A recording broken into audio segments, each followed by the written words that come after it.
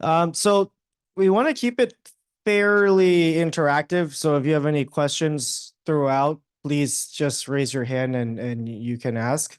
You can ask me in Thai, okay? I will just respond in English. I'm actually Thai, but I speak very bad Thai. Okay, so the topic of today is fairly broad. We're going to talk about alternative data. You probably have kind of heard about this before.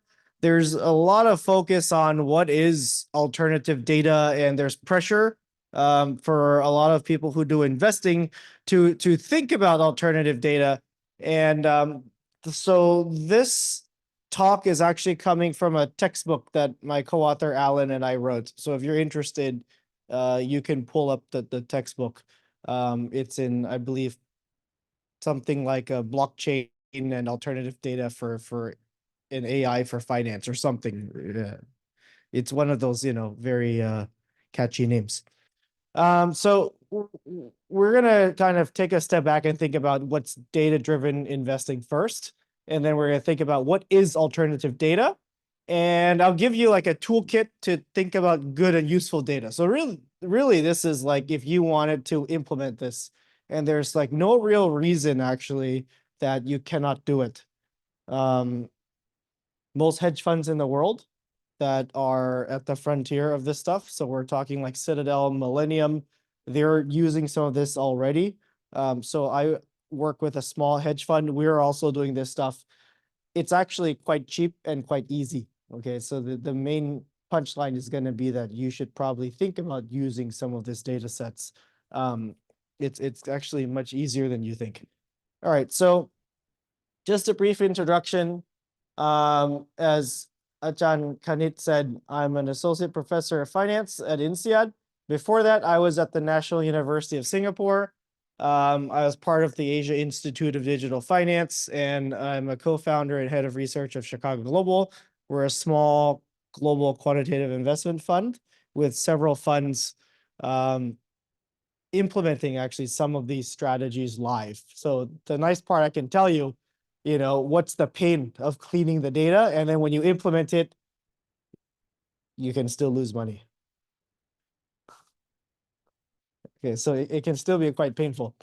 Prior to that, I was working at Citadel briefly for a couple of years. And there, my job at Citadel was to train new hires in machine learning as well as financial econometrics. Okay, let's skip some of this. So when we're looking at the CFA report, CFA is actually quite special for Thailand because if you are a CFA charter holder, you can actually bypass some of the Thai SEC's requirements to actually get registered. So doing the CFA is a fairly big deal here. When we're looking at the 2024 report, and they're looking at which of these industry disruptors do you think will contribute to the change, the number one thing is AI and machine learning. Okay. And you're probably not surprised. And if you're doing work in the investment management industry and you're not using AI, you're going to get disrupted. Okay. So hopefully you are using it somehow. Okay. Maybe it's you upload a report and you get it to translate, or you're uploading a 10K and you're asking the AI to make a return prediction. Turns out that's probably not the best use of the AI, but that's going to be a start. Okay. If we're thinking about what is important in terms of the sources of information, the number one thing is sustainability. Okay, so people are focusing a lot on understanding what are the carbon emissions in the world. And number two, it's alternative data sources. So this is thinking about how can we use social media, web scraping, all this kind of other stuff to actually inform your investments. You probably know in America, we elected Donald Trump again. We tried. And what does that mean? That means actually fiscal policy is implemented via Twitter. Okay, so you better scrape the Twitter news data to find out what America is about to do in terms of the trade policy. Because actually, even the Department of Homeland Security is also surprised, okay, because Trump's going to tweet something and say, oh, okay, that's our policy now. Well, yes, news to us. Yes. Okay. So all the more I think, we believe like there's like some amount of information there. It seems like we should be using it. All right. And what I'm going to try to do today is give a framework on thinking about how do you piece all of this stuff together. You're going to see actually the number 3 proprietary in-house metrics. This is quite special. Okay, so this is really like JP Morgan. JP Morgan has a lot of data. They produce so many reports. They're turning their own AIs to just be trained on their own data for RAG. Okay, so that's retrieval augmented generation. And they're just looking at how do I do all my reports and actually return it to the user. So actually a lot of the big firms are starting to just ingest their own data, which, to me, that's like not that special.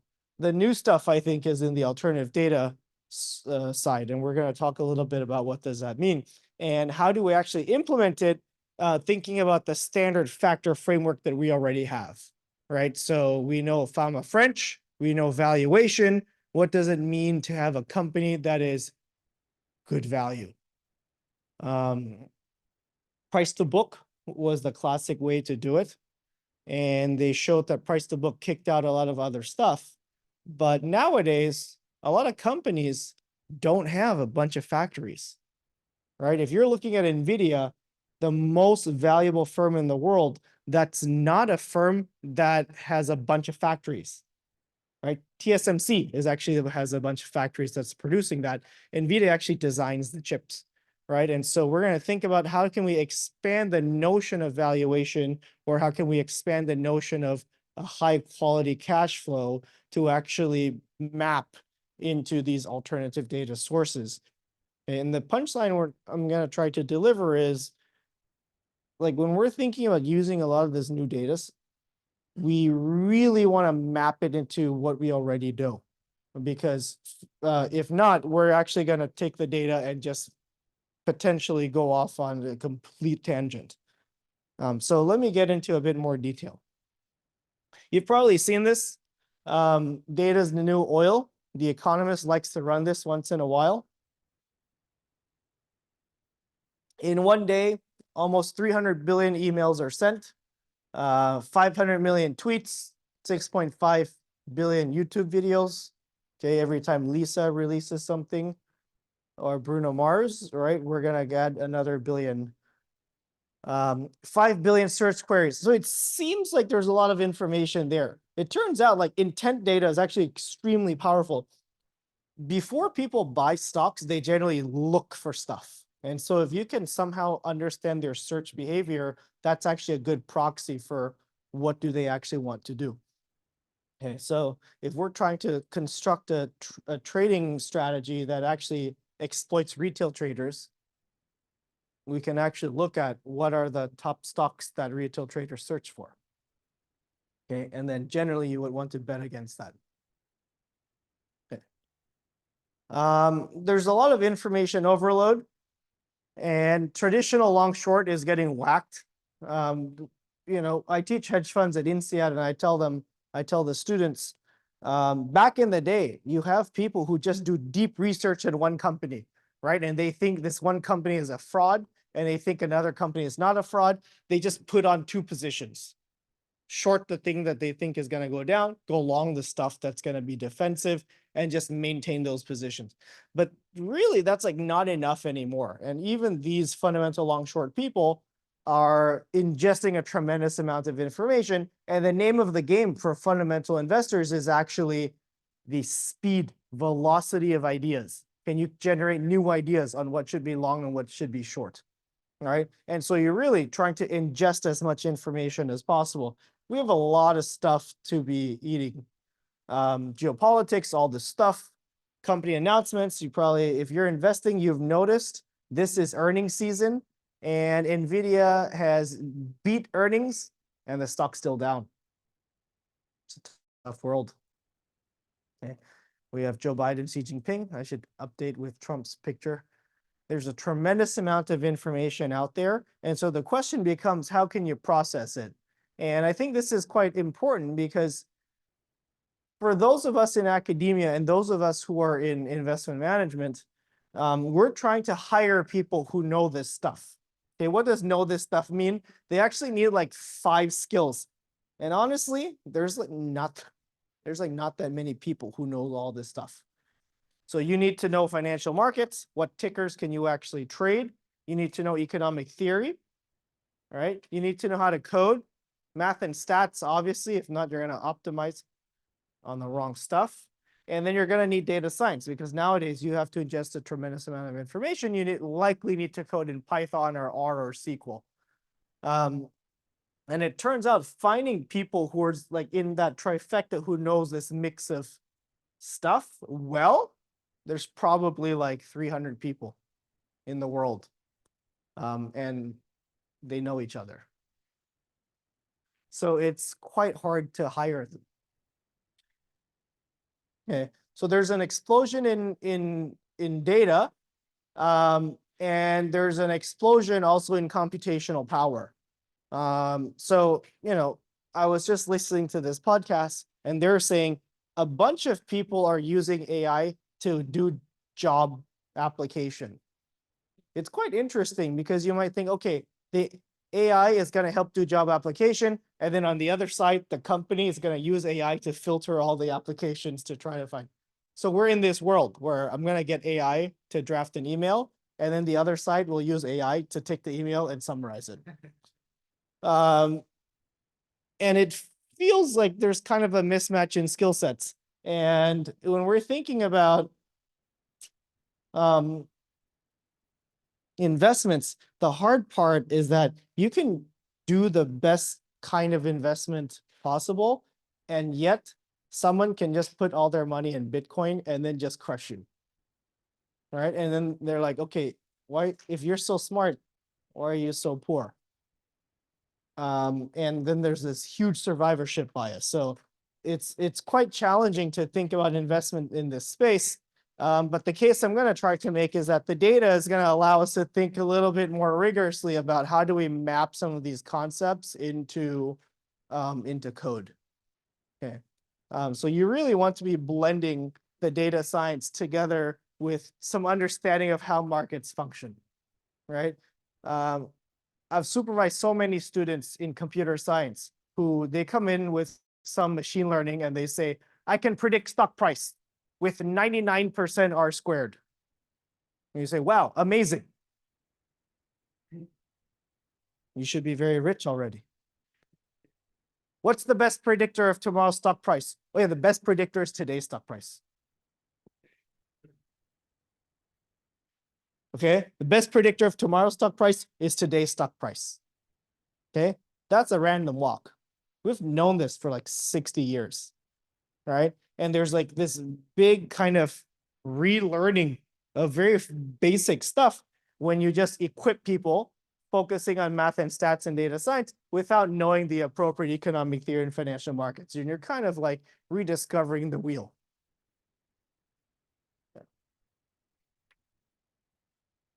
Okay, portfolio allocation is fairly clear. You're trying to solve for an optimal vector of portfolio weights. You're going to shove it into some function, right? That's going to take a bunch of signals. This can be time series or cross-sectional. And then you're going to have a bunch of constraints. All these signals, you might have like K of them, a bunch, and you can just machine learn this crap, right? And the question is, how can I best get at the portfolio allocation? The point I want to make here is when we're looking at shoving in signals at time t, the weights that we put in, you have to know this at the beginning of period t. All right? Because if you spend like any amount of time with quantitative investing, the number one thing you want to do is actually lean into survivorship bias. And you say, wow, my strategy is amazing. And then you run it and you lose money right away. Okay. So what we're trying to do is do this constraint optimization, and we're trying to solve for the optimal portfolio weights. Once you kind of think about it this way, you can ask, what are the constraints? Maybe I cannot invest so much in one industry. Maybe I cannot invest so much in one market. And then what are the signals, right? So the name of the game here is just, can I expand the space of signals? Okay, can I put in Spotify? Can I put in, you know, how people are hiring, like Burning Glass?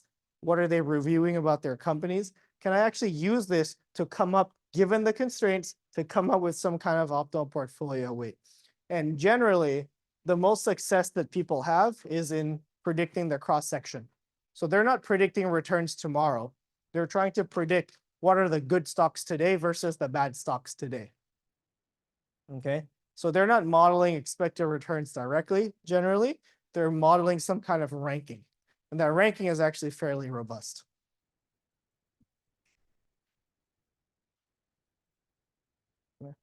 So let me give you some examples. This comes from a live case we actually ran for the fund.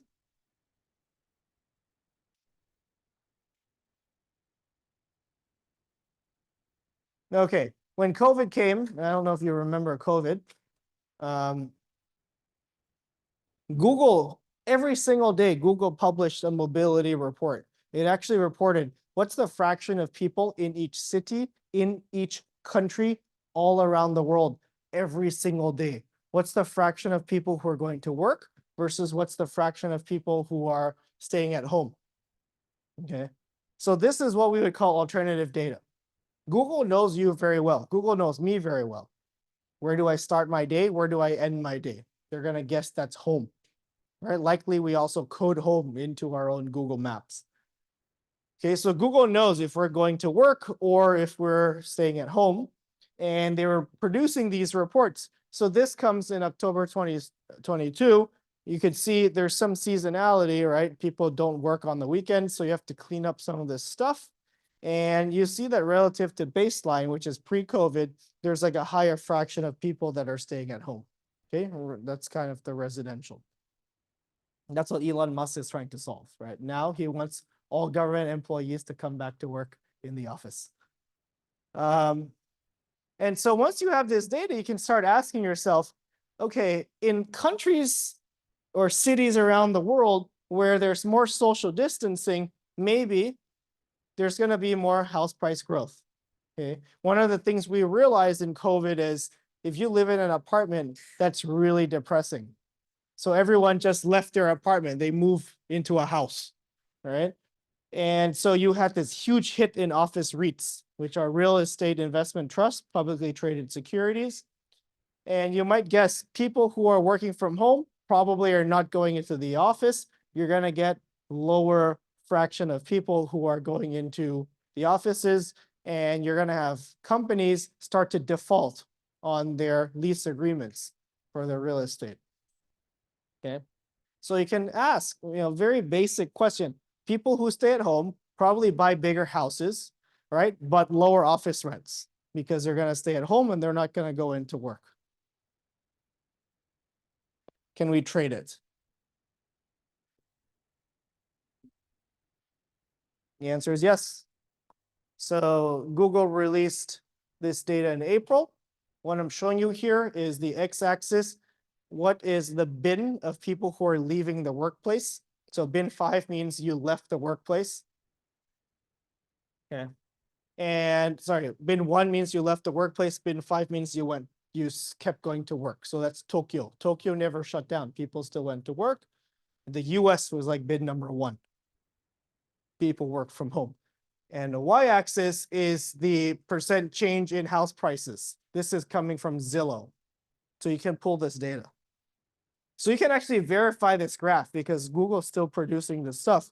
And what you would find is areas where people were leaving the work had a bigger house price growth.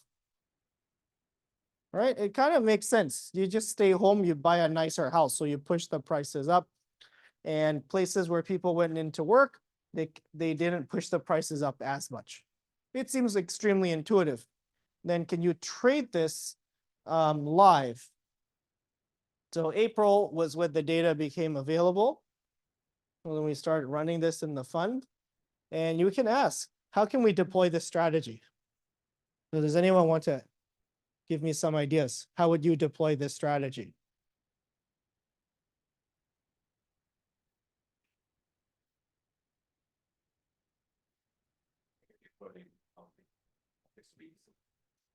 You might trade office REITs, right? REITs are publicly listed, so they're fairly liquid. You can get in and out fairly easily. That's nice. You like these types of instruments, right? So places where people are going to work, probably the REITs are not going down as much.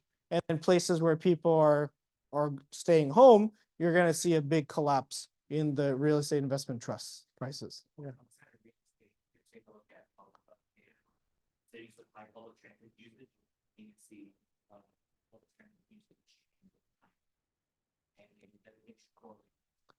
Yeah, so that's actually a very good point. So you might think about, okay, what about like this is just office stuff, but transit, people are moving. The patterns of people moving has changed before COVID and after COVID. In fact, it's permanently changed. Okay, so I actually have some research on this. There's like the rise of what we call regional malls. People just don't go into like the big malls anymore. We like to just go into our neighborhood malls, and that's been like this permanent change. And so you might think about, if you're investing for 3 to 5 years, right? You might think, okay, I'm going to invest in regional malls rather than the big office REITs. So I'm staying at a hotel near Pier 111. It's very sad. Pier 111 is very quiet. It's like whoever owns this property is going to be depressed. All right. And then they keep saying we have office space for rent. And it's like people don't want it. That's the thing. They don't want downtown office space because it's so expensive, right? In fact, we want to find ways to meet outside of the city, right? And that's going to save you a lot. Okay, so that's like a change in the transit behavior for the longer term. But in the short term, you could just formulate this strategy, right? Places where people are going back into work are not going to see such a dip in the real estate prices for office. And then places where people went to work at home, you're going to see a big collapse in the prices. So we ran this strategy long short. We started in about May, right? So you're trying to see the pattern of the data, and it seems like there's some information, and you start running it, and you would collect about 21% from February to October 2020. So during COVID, if you're creative, you could actually just download this data and actually implement your trade. You do it more diversifying ways, concentrating Yeah, so what I'm showing you here on the right side is actually a global portfolio. So we're talking global office REITs. So the first question is, how do I find office REITs? Advertising, if you have the data, that's great. It's expensive. It's like 50,000 US to get advertising data. Any other ideas?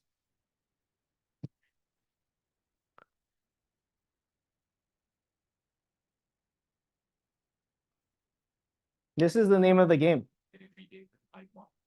Ah, that's right. So you might just pull from Refinitiv.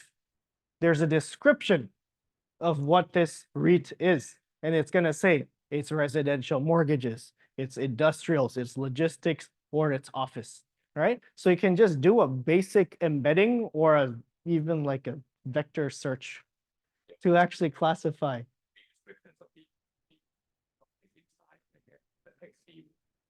That's right. So there's a business description of what is the REIT. So you can actually classify the REIT. Is this office or is it real estate? And we can actually say the REITs that are primarily office space is going to be in our tradable basket here. Okay, so actually that's what I'm showing you. So the inside here, there are two things. Okay, the first is this data. Okay, are you staying home versus going to work? And the y-axis is Zillow data. You can just grab this. You can do this in like 12 minutes. Okay. The second part is a little bit harder. It's what's called the strategy formulation. Now that I have this information, I can't trade Zillow. All right. Zillow is like tracking house prices around America. I can't trade that. So you actually have to turn that into something that's more tradable. All right. So here we're actually implementing with global office REITs, in which there's about 130 of them around the world. It's not a huge basket, but it's fairly diversified. Yep. US government is really thorough publishing huge data lists on relating to that. I don't know how other governments are keeping up with this, so I think that a lot of people are about this. I'm not sure about it, say, this kind of all these lists that has all of this data that you can correlate with, say, Zillow or look for the state agencies. Yeah, so there might not be a Zillow equivalent in Thailand, but there is. Excellent. The market provides. But anyways, when we're talking about the real estate investment trusts, all of them actually report where the properties are. But cleaning that data is really painful because that's in like text. They just put in like a footnote. We have these properties and they put the exact addresses. So you actually have to like pull that out and put it into a map so you can actually see where this stuff is. But here we're doing a much more basic cut. So that's like kind of what Professor Kanit was saying. We just split it. Is it going to be office REITs or residential? Right? We're just going to trade the office REITs. And that's where we think the information is. We think that trust that label. They provide about the right label to sell. Yeah, so that's actually a very good point. So when a company says we are an office REIT, like how many offices do they actually own, right? They can just own like 82 hotels and then one office. Okay, and then that's going to contaminate this stuff, right? But the point I'm trying to make here is like, the information came in May and we're talking about it because most of us were sitting at home. We're like, oh man, these real estate companies are going to eat it, right? They're going to have to renegotiate and cut prices and stuff. But like, how many of us actually traded that stuff, right? Like we actually have information that's publicly available. That's why I like this case. Any one of us could have just grabbed this data. You can just go to this data now. So if you just go into this Google Mobility report, they still publish that data daily.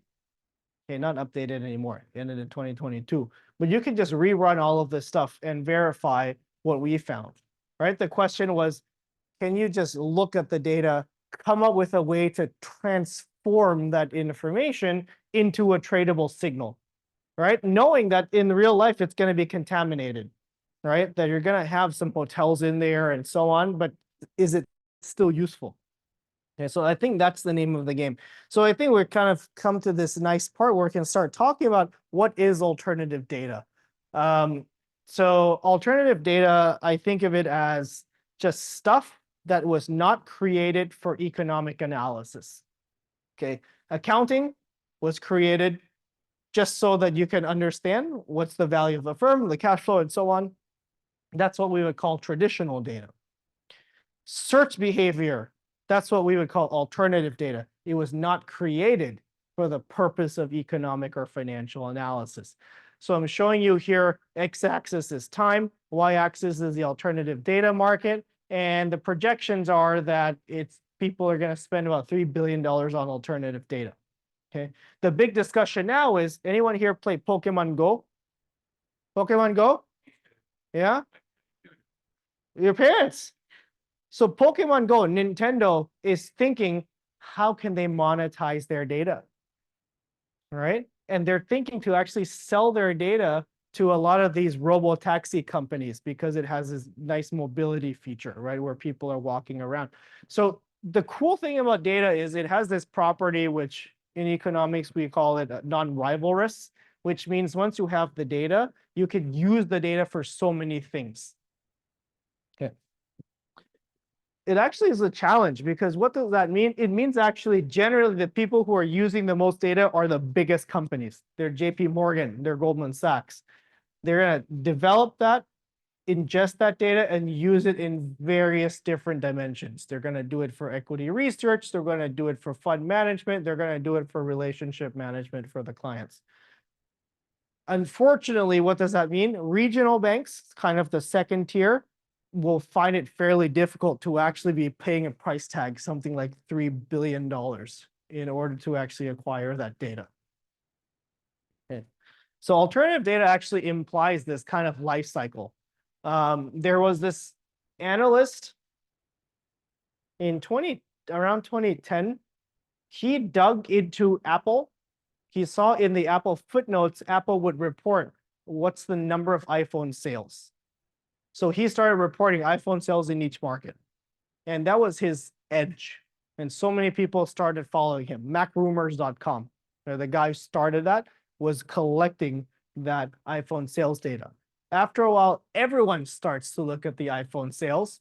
Okay, so you have the alternative data, you get some early adopters, and then you have widespread adoption. And then lo and behold, now that everyone is using that data, you no longer have an edge. Okay, it becomes what's called table stakes, right? So you actually have to keep searching. So your alternative data actually can lose value, right? As people start using it, and it becomes conventional data. Nowadays, you easily find reports on iPhone sales in each market. Actually, interestingly, Apple stopped reporting it, which you can think is probably a bad sign, right? Everyone already has an iPhone. Yeah. And so when we're talking about alternative data, it implies this kind of life cycle. There's this cycle of finding new stuff. And if it's so useful, other people will use it. And as other people start using it, the value of that data starts to fall, and you have to keep going. Okay. And so there's this, so we're trying to define it as conventional data is for the purpose of formal reporting, either by mandate or voluntary, but it's linked to what's called an economic concept, revenues, right? It's linked to how much business is a firm generating, right? There's all these standards around revenue recognition, right? If you're in an auditing, the number one place you focus on is revenue recognition. And that's why SMCI is in trouble, right? They were too aggressive in recognizing revenue. Alternative data is data not typically assembled for the purpose of financial reporting. It might include government data, right, as well as company footnotes. They're kind of like shoved in, and a lot of times, especially the company footnotes, they're designed to be very unreadable. So if you read a contract and it's all like capital letters, that's designed for you not to read it, right? Lawyers know, like humans just get tired. And that's where the AI is incredibly helpful in taking some of what used to be alternative data to convert it more into conventional data. So for example, there used to be a discussion of earnings transcripts. Okay, what does a CEO talk about? And nowadays, based on what the CEO is talking about, you can actually classify what's the risk exposure of each company. So that's going to move from alternative data into conventional data, into table stakes. So if you're trading this stuff and you're not using that information, you're going to lose out to people who are actually using that. Yeah. So it implies this life cycle, and the life cycle is really tough, right? So when you're trying to think about deploying an alternative data strategy, there's like a core competency problem, right? It's not that you do it once and you're done. You have to keep doing it. Like that's that cycle. So you have to commit. It's a whole part of your company that you're going to have people who are looking at this stuff. And that's extremely expensive. So I'm going to quote Jim Simons, rest in peace. He is the founder of Rentech, the most successful hedge fund of all time. And he says, the system is always leaking.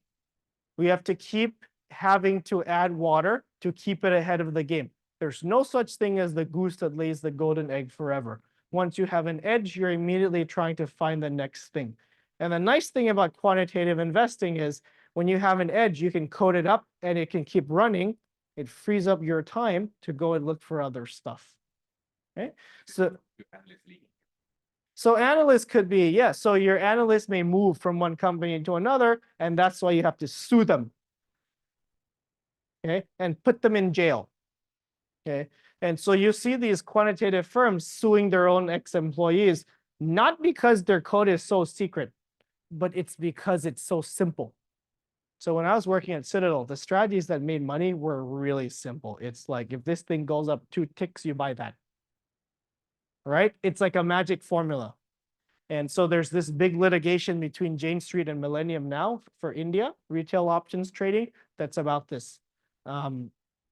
Yeah, so there's no such thing as like a secret sauce. The moment you have someone who knows it well and it can make a lot of money, they're gonna go out and set up their own fund. All right, and they're gonna raise a lot of money until they no longer have an edge. Right, so that's like market efficiency. We know billions motivated, right? Just like that. Yes. So if you watch the show Billions on HBO, that's a very good portrayal of the hedge fund industry. So let's talk about like what makes good data. Okay, there's like four features. First, you want clear entity resolution. What does that mean? You're gonna map things into ISIN or CDOL. Bad examples of entity resolution are like firm names. Okay, there's this big research in China looking at satellite images. Okay, if your country is doing well economically, what do? You party. At night, it becomes very bright. Okay, I was out last night trying to collect data. Right, so you might have like geographical regions, right? In India, over time, they became much brighter. So you can actually correlate that with GDP growth. Okay, so there's research in China suggesting that over 10 years, China has systematically overstated their GDP growth compared to the night lights data, right? And the satellite data, the nice part about satellite data is it's hard to fake.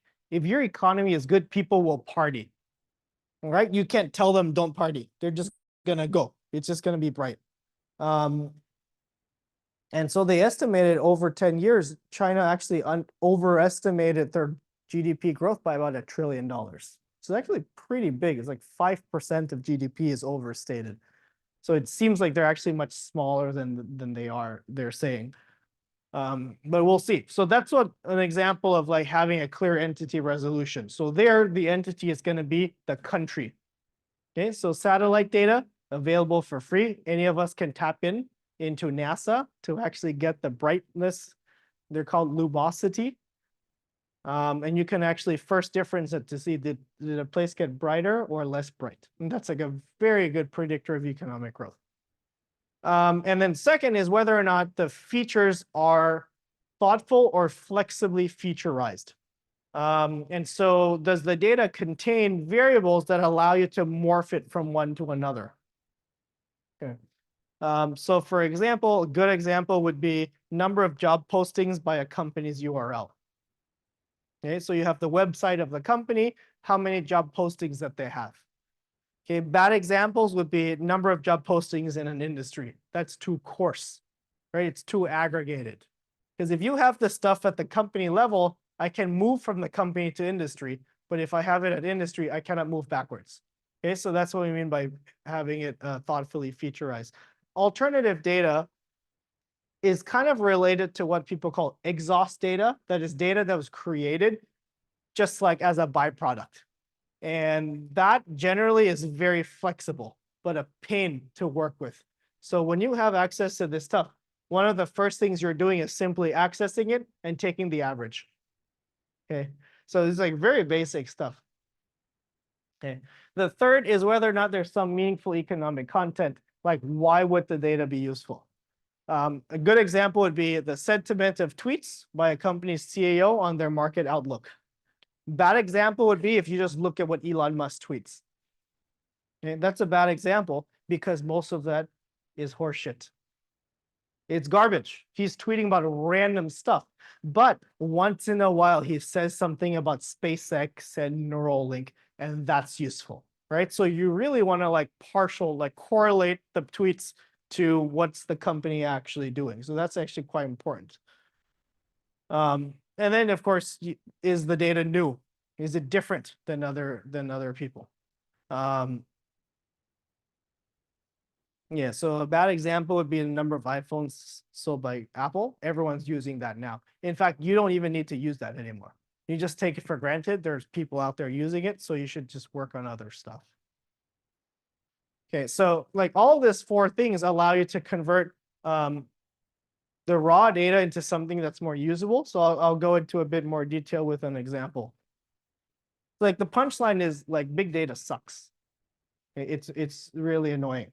You really want small data. So how can you go from the big data to small data and retain that information? It's really hard to know what alternative data is useful. I'm showing you here x-axis is time, y-axis is the number of startups that call themselves data providers. There's a tremendous amount. On the left side, you see a word cloud. You can see a lot of it's about consumers, like what apps are people downloading. Platform, right? Some kind of satellite stuff, social sources, sentiment. You can see global insights, market. We call this stuff like business intelligence. If you're taking the types of data and you just rank them, you actually see the most popular data are what are called consumer transactions. So what does that measure? Consumer transactions. Yeah, so consumer transactions from credit cards, probably a good measure of revenues, right? So you might just have a better measure of revenues in more real time. Okay, fine. You might have refunds and stuff, right? But overall, it's like a pretty good predictor of revenues. So the stuff that's most popular, you can see, is cleanest in terms of mapping that data into some kind of economic concept. Consumer transactions mapped into revenues, right? Sales. Geolocation, the same. If I cannot see what people are spending on the credit card, if they walk into, say, on Paragon, I can guess that it's good business activity, right? You can count the number of cars.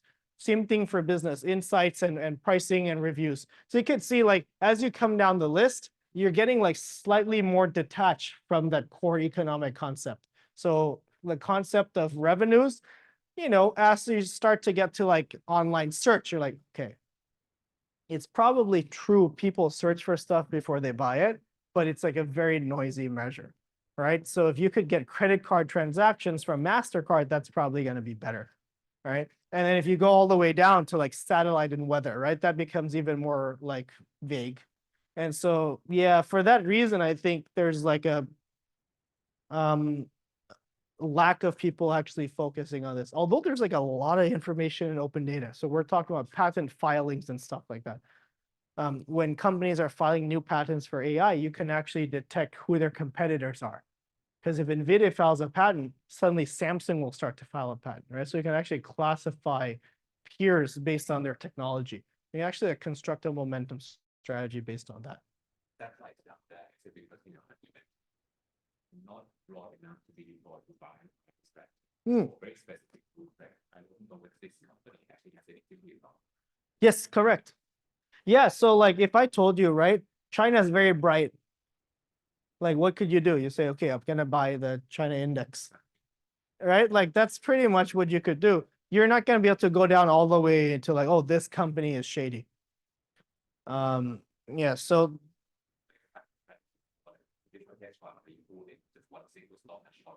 yes, there's gonna be like much more closer to like fundamental long short compared to like a view of like, okay, the satellite gives me something like value, right? So I think for that, this concept actually is quite vague.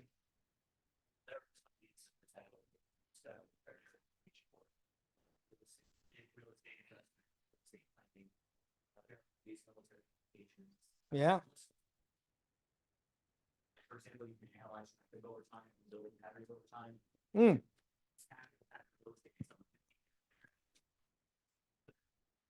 So you know what? One of the alternative data that I love is Google. If you look at the Domino's pizza in Washington, D.C., before a big announcement, you actually see a spike in orders. People are working late. So they actually submit more orders. So you can anticipate something big is happening. Yeah, that actually predicts volatility in the market quite well. All right, so that's going to be related to this kind of satellite data. And again, any of us can go get it. You can just Google now, like Pentagon Dominoes, and you say low activity. You say, okay, America's not going to bomb anyone.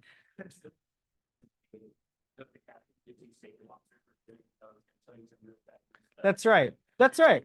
Exactly. So then if you're in DC and you're in the Pentagon and they bring a bunch of pizza, like you gotta get ready in the war room, right? Like something's about to go down. Actually, to the point that they are aware people are watching the dominoes.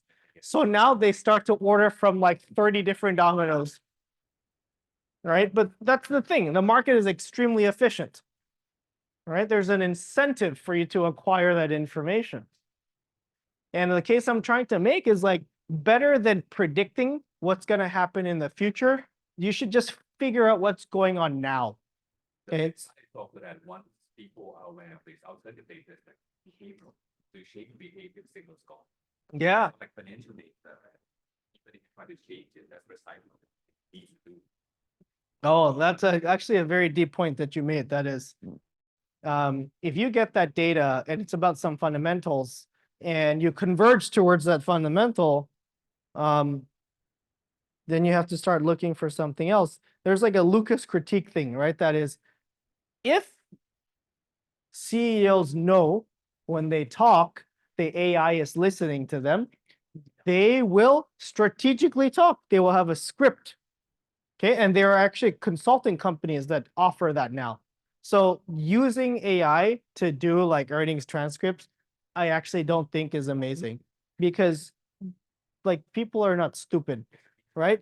Executives always want their price to go up, right? And they can always loop in a couple words so the sentiment of their message is always positive.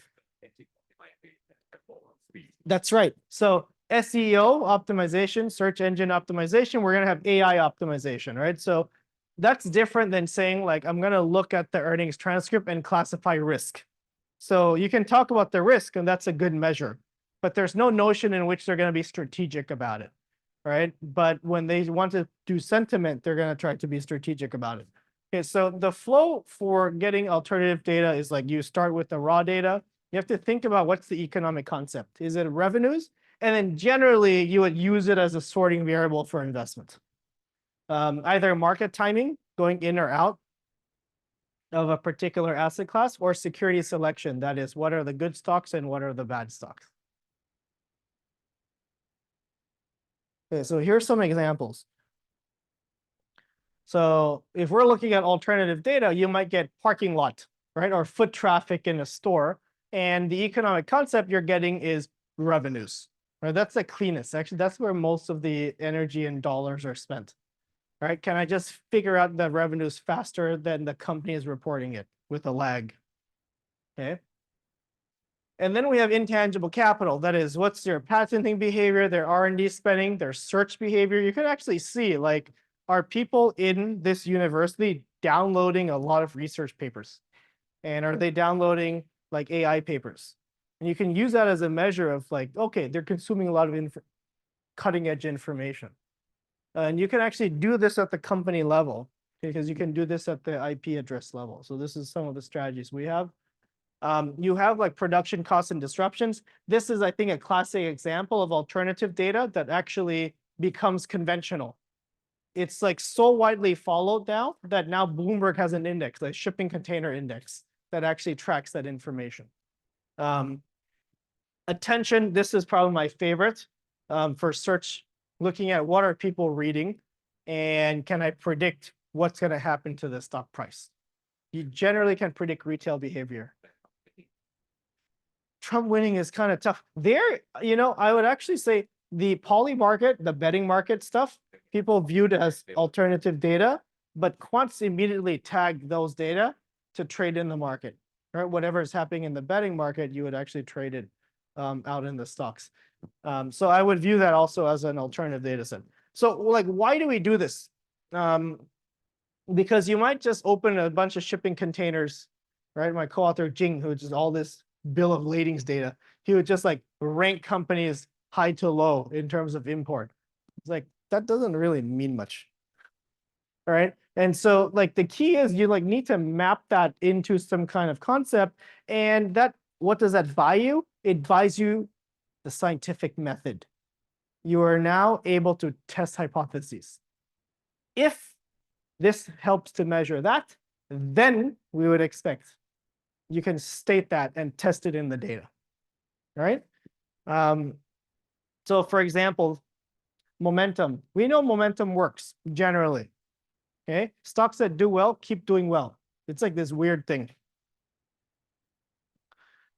So if you think the stocks that do well keep doing well because people don't pay attention, then, right, if you search a particular company, if it's not covered in the news, you should probably go long that stock in your momentum basket even more.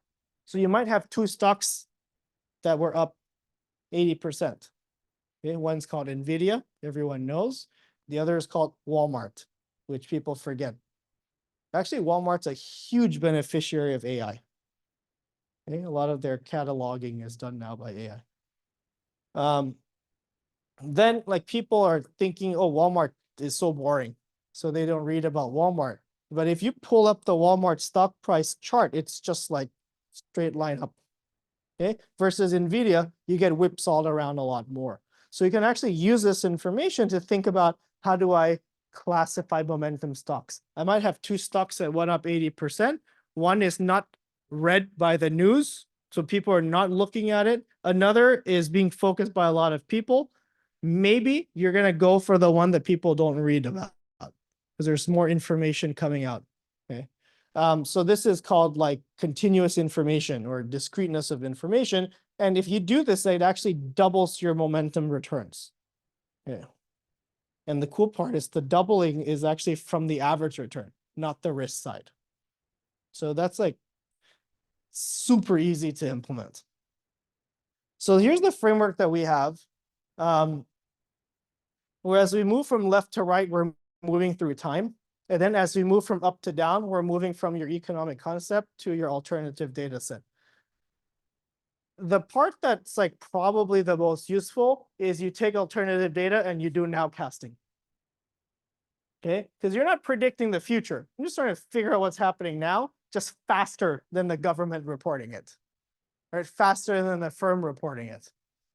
And then as you're moving from left to right, you're now into that forecasting world. Okay.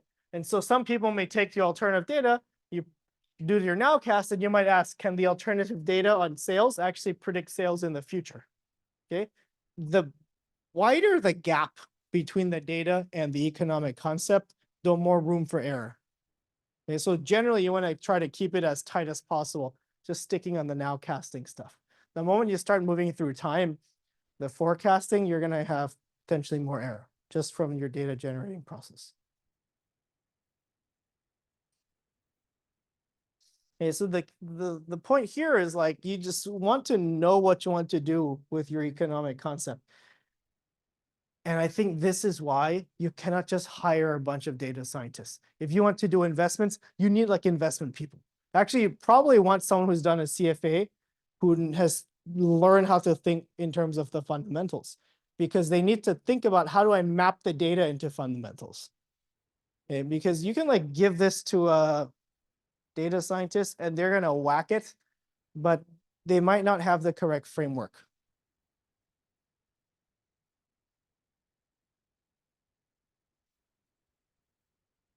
Okay, so types of alternative data, I have all these examples. Advertising is huge. B2B commerce, Dun and Bradstreet is one of the biggest in this space. They do trade credit. Consumer transaction, MasterCard is one of the most aggressive sales. They sell the data to hedge funds.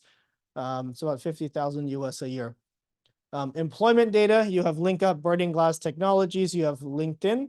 ESG data, you have reviews and ratings, geolocation, mobile app usage, weather, and digital footprints. Okay, here's the data usage for Asia, which is quite interesting. So I'm showing you the first column is China, then emerging market Asia, that's where we are.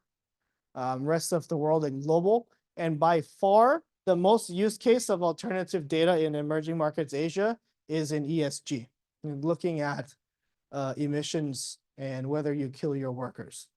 That's really what the data is being used for now. Yes, so when I talk about pricing, yeah, it's like on Amazon, there's like a website called like Camel that tracks the prices of stuff. That's, most used in China. You're probably not surprised. E-commerce in China is huge, right? They made Singles Day their biggest sales event. They took depression and commercialized it. Okay.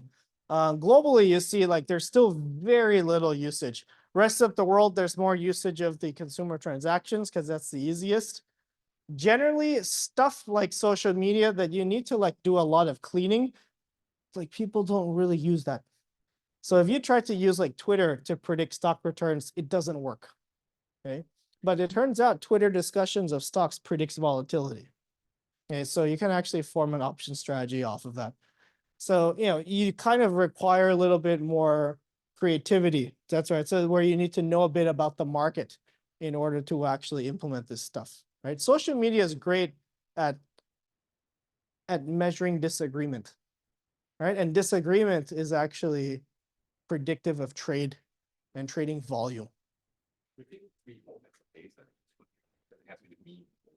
Exactly. So yeah, so you'll see like most people think about pricing, sentiment, consumer transactions as just predicting the level, like the revenues, but it could be predicting something about risk, right? So like that's a bit more nuanced. I think that takes a bit more creativity.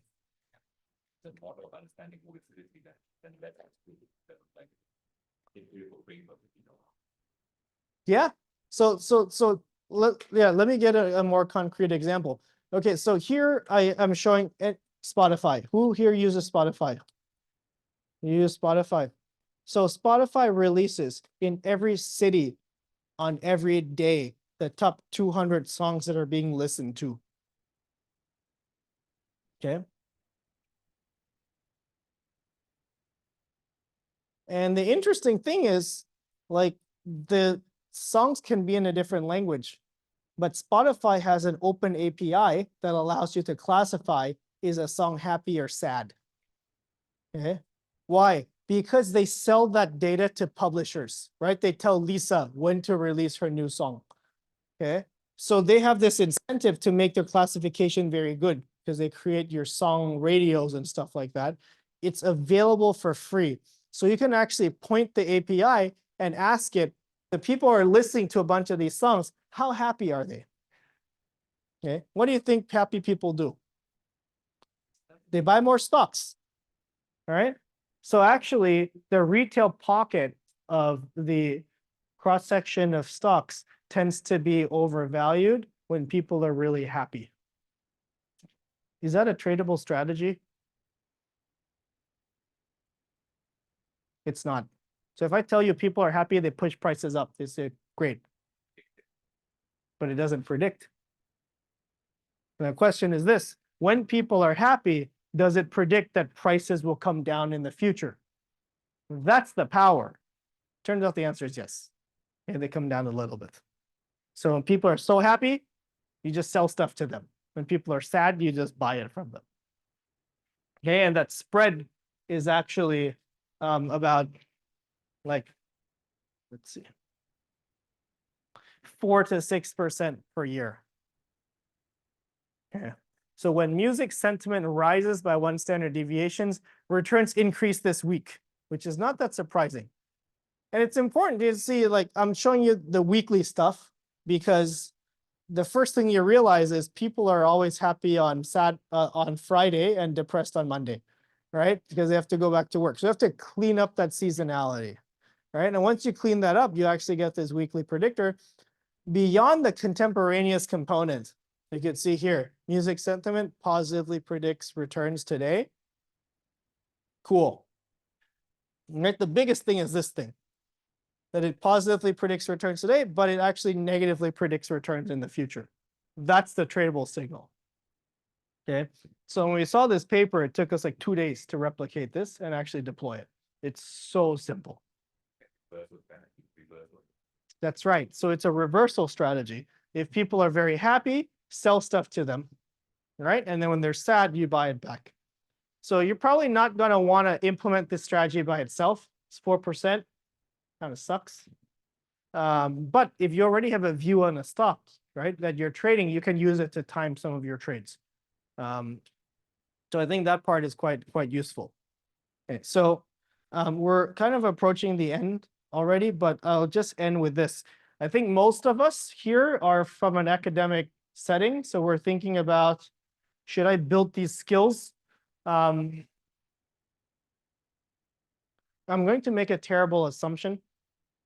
And I'm going to assume each of these three skills are roughly uncorrelated. Okay. So if you want to be a data scientist, you need to know math and stats, you need to know coding, and you need to know communication. If you're the smartest person, you can code the best, but you cannot report it to your boss to get things done, forget it. Okay. So you need to be in there. So if you're in the top 50% of each skill, 0.5 to the power of 3, right? You have 3 different skills. You're then in the top 12.5%. So if you want to hire someone who is in like the A range, in the top quartile of these 3 skills, you're already looking for the top 1.5% of people in terms of the joint skill distribution. These people are quite rare. Yeah. And I think this point is even stronger now, like that we have AI. Because now like AI makes this stuff like table stakes, right? So then you need even more skills on top of that. Okay. Now let's think about using alternative data. I think you need more skills than just being a data scientist, because instead of just coding, math, and communication, you need to know economic theory and financial markets, right? You have to look at, okay, there's like this data on whether people are staying at home, but what should I use to trade, right? You need to know there are these real estate investment trusts out there. That's how I will express my view, okay? So that part requires some what we call domain specialty in terms of the financial markets. And so if you want someone who's in the top 25% of each of these 5 skills now, right, 0.25 to the power of 5, right? You're instead of being in the top 1.5, you're now in the top 0.1%. It's like extremely hard to find these people.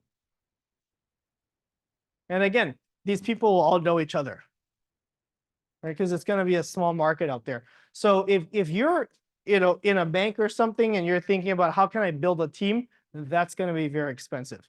Generally, the cost to actually run a proper research team, you're talking about $5 to $10 million US dollars just to run that team.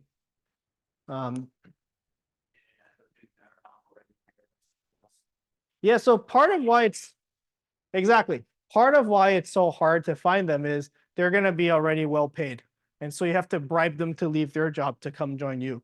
And I think that's quite painful. Yeah.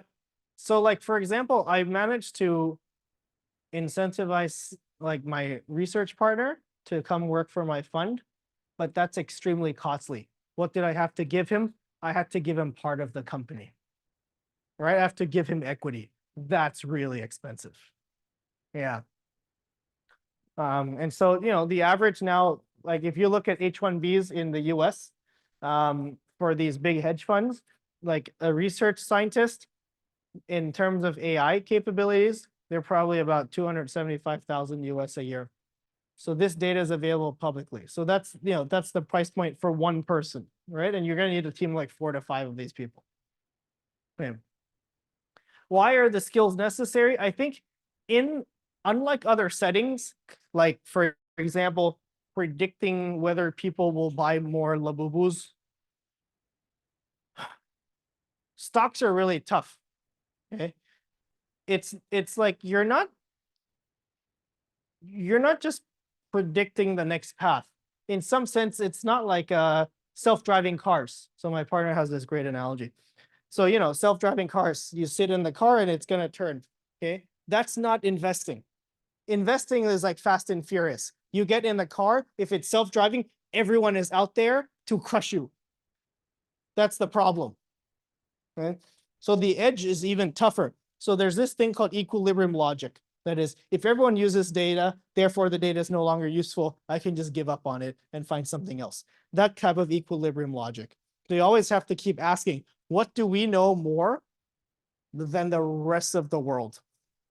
Right? What's our edge? And not understanding this equilibrium response, I think you get overfitting and underfitting. So that's where you're going to get a lot of these errors. Early mover advantage is disproportionately rewarded. The machine learning models for alternative data stuff, like the stuff that works well now are super simple. We're talking like, just take the weather and just difference it. Like, is it more cold? If it's more cold, bad business activity. You know, it's like very simple.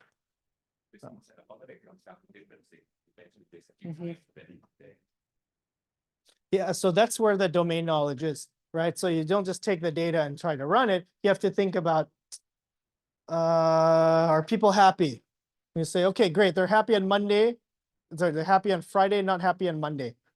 That's not that useful, right? You need to difference it to say, for this Monday, they are particularly happy or they are particularly depressed, right? So that part's like where the information is. I think that's fairly deep. When we're talking about ranking stocks and trying to map it to a factor framework, we really are thinking, for example, for sentiment, is it how happy people are, or is it the change in the happiness, right? And what you'll see in the data is it's almost always, it's the change in the happiness that's actually driving the returns. Like a lot like econometrics and research, you find trying to do regression, you should see what specification first differencing, which easier to do with vector, but what we was different did essentially this. We know that levels itself is really better. Yes, that's right. So the domain knowledge is incredibly important. And you're not just going to take like, okay, people hired a bunch of AI people. Like, that's not that useful. It's compared to your peers, you hired more. Or compared to last year, you hired more. Right? That's the edge, right? That's the information. That's the change in the tangible capital. Okay, so in terms of thinking about this alternative data, I think it's like a kind of a brave new world. The use in Asia is surprisingly low, given that there's actually a lot of information available out there.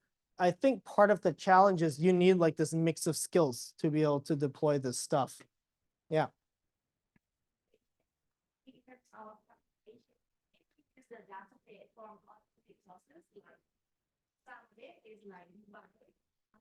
It has to be member. Some of it maybe you produce from the government report, the kind of things like the organization, whether it's all of the foundation, it's available. But in terms of living work, what type of data they prefer, one that anyone can replicate, and one is local language or it's provided by Google. Yeah, that's a very good question. So for academic research, what's the bar for alternative data? It's quite high. Generally, the first thing you need to do is validate the data, that it makes sense. So like we have this paper in operations, and we think it's about people searching for COVID masks. Okay, and we use that as a proxy for demand. And so the first exercise is, can I actually predict COVID cases? All right, so generally this will be like the first validation. You say, okay, whether people search for masks predicts COVID cases. Then I'm going to use that measure as something else, right? So the bar is fairly high. More and more people are pushed to use alternative data though.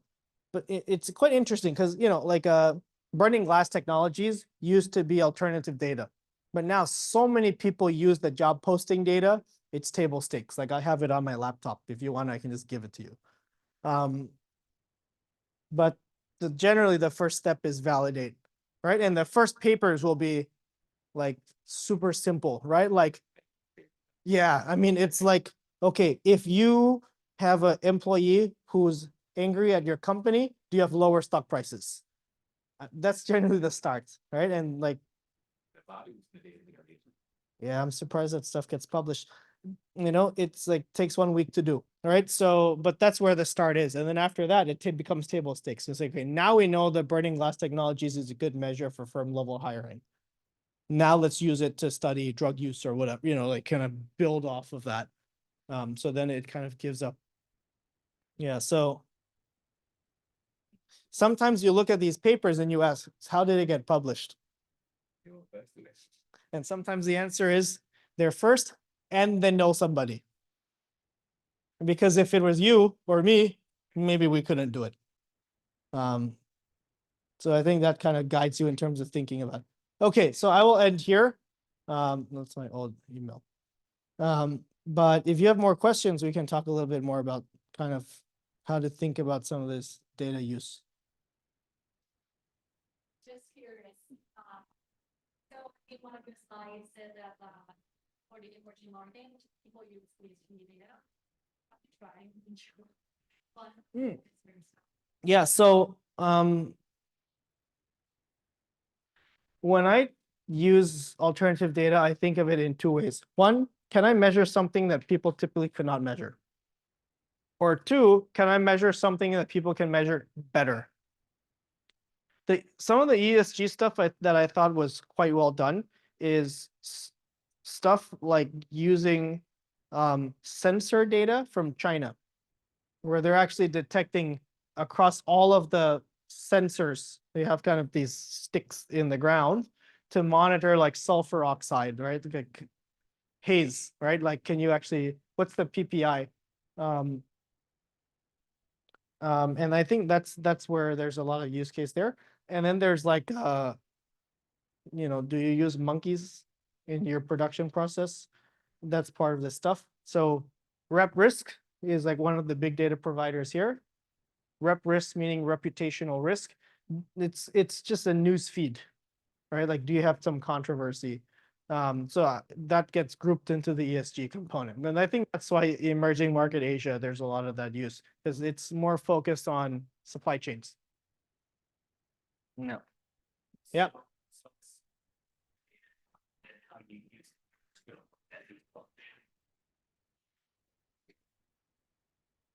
So it's all basically it's all studies about tell everything that we started. Is there ways to tell us what they're Yeah. so when you say it's more that you're able to tell this story in an interesting way than it is simply that you use a different source and it's common. Yeah. So I think the challenge for someone sitting in Asia compared to like sitting in America is, if I wrote a paper that says, if you have a lot of friends, you get COVID more. Right? You would say like, of course. Right? But if you're at NYU, you can publish that. And it's like one of Johannes Strobel's most cited papers. Versus if you're here, you have to think a bit more about like, what does the social networks give you, right? Like kind of something deeper. Yeah, so there's a little bit of a challenge in using the data there. But I think, if you're creative, I think you can do quite a lot. The nice part about working with this stuff in Asia is there's like very bad privacy laws. So you can get like very detailed information. So like I was working with this bank in India and I could see, like, they don't tell me exactly who it is, but if you look at Forbes, I can figure out like who's in my data set. Right? Because you could see like the top 10 richest people, like 3 of them are inside the data set. Like the numbers match exactly. Like they should have anonymized it. But they just give you the data. So that's where kind of working in companies like in China and in Asia, I think it's a little easier. Like I have a project looking at Gojek data, which is like Grab, and they gave me every single car every 3 seconds. Where's the car? Did it accept the drive? Did it do customer call? Like you have the whole log. So they would just like give you the data. So actually there, you have an edge to access some of this stuff here in Asia.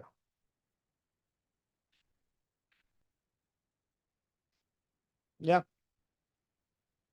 How can we utilize it? How can we keep that back? Yeah, that's a tough one. You could notice I didn't go into the detail. It's in the textbook chapter if you want to look at it. There are, of course, the statistical methods, people, okay, R squared, blah, blah, blah, mean squared error. But I think at the end of the day, like you have to look at the data and just ask, like, why would this data be useful? And I think that takes domain knowledge. That's why I'm generally very skeptical when a lot of computer science people just come in and say, I'm going to predict stock returns. Because I don't think they've thought about the mechanism. And I think the mechanism matters, especially when you're taking that stuff live. But the nice part is like the mechanism generally is like very simple, right? It's like, it's this, right? It's parking lots and revenues. It should be something that's simple. It shouldn't be so very convoluted. creativity, not incumbency. That's right. So it's not about the models you use. It's not, it's more about like at the end of the day, like parking lot business, foot traffic. Again, you take this stuff and you first difference it within week, right? And then that's your predictor. Yeah, so You don't have evidence to figure out the pieces. Right? that's right. And I think you need some kind of intuition, right? So you don't just like slap it with the data and just say, all right, go AI. Right? There's like this thing we like to do. Okay, just AI this. Like, I think that's kind of room for error. Like you really want to like hit it with like what is the economic concept. So if you ask me, like the contribution of the whole textbook is that just like frame things in terms of economic concept. Sorry? No, I'm still working. No, but yeah, this one is Springer. It's been out for a while, but it's more of this stuff. But then we have more specific use cases like credit ratings, there's investments, there's some other. Any more questions? It's on the banking. Yeah, thank you so much. Thank you so much for coming. Yeah.